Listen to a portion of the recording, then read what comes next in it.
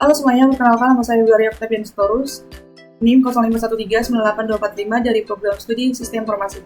Di video ini saya akan mendemonstrasikan praktikum 3 mata kuliah Administrasi Jaringan, yaitu tentang Spending Tree Protocol atau STP menggunakan Cisco Packet Tracker. Langsung saja kita mulai. Tugas ini meminta kita membuat topologi jaringan dengan 4 switch dan 2 VC yang dihubungkan membentuk loop. STP atau Spending Tree Protocol akan otomatis bekerja mencegah loop dengan cara memblokir salah satu port switch. Ada 3 hal yang harus kita buktikan. Pertama, menemukan switch mana yang jadi root bright. Kedua, melihat port mana yang di-blocking. Ketiga, membuktikan jaringan tetap jalan ketika salah satu kabel diputus. Pertama, saya membuka aplikasi Cisco Packet Tracker. Setelah terbuka, kita akan membuat topologi jaringan redundant switch seperti yang ada di modul. Saya akan menambahkan 4 buah switch dengan tipe 2960 substrip 24 TT. Caranya, klik kategori switch di bagian bawah, lalu pilih 2960-24 TT. Kemudian, klik di area kerja sebanyak 4 kali. Selanjutnya, saya tambahkan 2 buah VC. Klik End Device Size, pilih VC strip VT, lalu tempatkan di area kerja. Sekarang saya beri nama masing-masing perangkat. VC kiri atas saya beri nama VC 1, VC kiri bawah VC 0. Untuk switch, saya beri nama switch 0 di atas tengah. Switch 1 diberi di bawah tengah, switch 2 di kiri, dan switch 3 di kanan. Sekarang kita hubungkan semua perangkat untuk menghubungkan antar switch. Saya gunakan kabel copper crossover karena tipe perangkat sama. Untuk VC ke switch, saya gunakan kabel straight through. Koneksi yang saya buat adalah VC 1 ke switch 0, port FA 0 strip 3, VC 0 ke switch 1, port FA 0 strip 3. Lalu antar switch dihubungkan membentuk loop atau lingkaran seperti yang terlihat di topologi. Setting IP address. Setelah topologi selesai, sekarang kita setting IP address pada kedua VC. Saya klik VC 0 terlebih dahulu. Masuk ke tab desktop, lalu pilih IP configuration. Isi IP address dengan 192.168.10.5 dan subnet max 255.255.255.0, lalu tutup.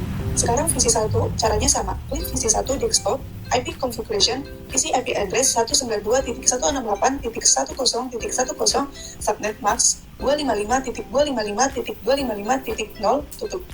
IP address sudah terpasang pada kedua VC. Sekarang kita tunggu sebentar sampai semua lampu port pada switch berubah menjadi hijau, menandakan STP sudah berjalan. Verifikasi STP di switch 1. Sekarang masuk ke bagian verifikasi Spending Tree Protocol. Kita akan cek satu persatu switch menggunakan perintah sh Spending Tree. Saya mulai dari switch 1, klik switch 1, masuk ke tab CLI, klik perintah berikut. Enable sh Spending Tree. Perhatikan hasilnya. Di bagian root ID, terlihat address-nya adalah 0001.63C1.036E, sedangkan di bright ID address adalah 0002.4A90.1297. Kedua nilai ini berbeda, artinya switch 1 bukan root bright. Kita juga bisa lihat ada port FA0-24 dengan status root FVD, artinya port ini mengarah ke root bright.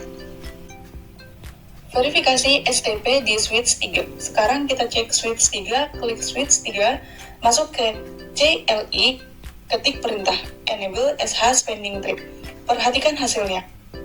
Di sini terlihat tulisan This write is the root dan nilai address di root ID sama persis dengan bright ID yaitu 00163C1.036E. Ini membuktikan bahwa switch 3 adalah root bright. Root bright adalah switch yang menjadi pusat atau acuan dalam jaringan Spending Tree Protocol. Semua switch lain akan menentukan jalur terbaik berdasarkan posisi root bright ini. Port blocking di switch 2. Sekarang kita cek switch 2 untuk melihat port mana yang berstatus blocking. Switch 2 masuk ke CLI. Ketik perintah Enable sh Spending Tree.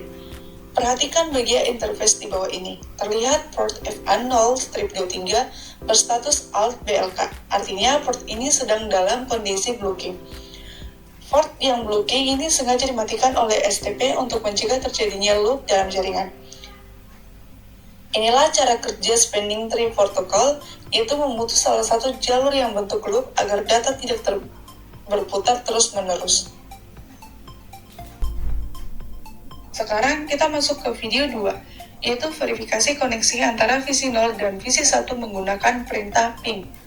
Klik VC0, masuk ke tab desktop, lalu pilih command prompt. Ketik perintah ping dengan parameter T agar ping berjalan terus-menerus. Ping T 192.168.0.10 terlihat muncul replay dari 192.108.10.10 secara terus-menerus. Ini membuktikan VC0 dan VC1 sudah berhasil terhubung. Dalam kondisi normal ini, data dari VC0 melewati jalur switch 1 ke switch 3 ke switch 0, baru sampai ke VC1. Biarkan ping ini tetap berjalan, jangan ditutup. Ini adalah bukti bahwa jaringan berjalan normal. Putuskan koneksi dan failover. Sekarang, video 3. Sambil ping masih berjalan, kita akan memutuskan koneksi antara switch 1 dan switch 3 untuk membuktikan kemampuan failover dari spanning tree protocol. Saya pilih tool delete di toolbar, lalu klik kabel yang menghubungkan switch 1 dan switch 3. Kabel berhasil dihapus. Perhatikan jendela ping di VC0. Setelah kabel diputus, muncul beberapa baris request timeout. Ini normal, karena STP sedang melakukan proses konvergensi, yaitu mencari jalur alternatif. Setelah beberapa detik, perhatikan ping kembali menampilkan replay prompt 192.168.10.10, koneksi pulih kembali secara otomatis. Ini membuktikan STP berhasil bekerja. Ketika jalur switch 1 ke switch 3 terputus, STP otomatis mengaktifkan prompt yang tadi berstatus blocking di switch 2. Sehingga jalur baru terbentuk melalui switch 1 ke switch 2 ke switch 0 sampai ke VC1. Inilah keunggulan jaringan redundant dengan spanning tree protocol, yaitu jaringan tetap bisa berjalan meskipun ada jalur yang terputus. Jadi kesimpulan dari praktikum ini adalah, pertama, spanning tree protocol bekerja secara otomatis untuk mencegah loop dalam jaringan switch. Kedua, STP menentukan satu switch sebagai root write, dalam kasus ini adalah switch 3. Ketiga, STP akan memblokir salah satu port untuk memutus loop, yaitu port FA0-23 pada switch 2. Dan keempat, ketika ada jalur yang putus, STP secara otomatis mengaktifkan jalur cadangan sehingga jaringan tetap berjalan. Sekian video praktikum 3 dari saya, terima kasih sudah menonton.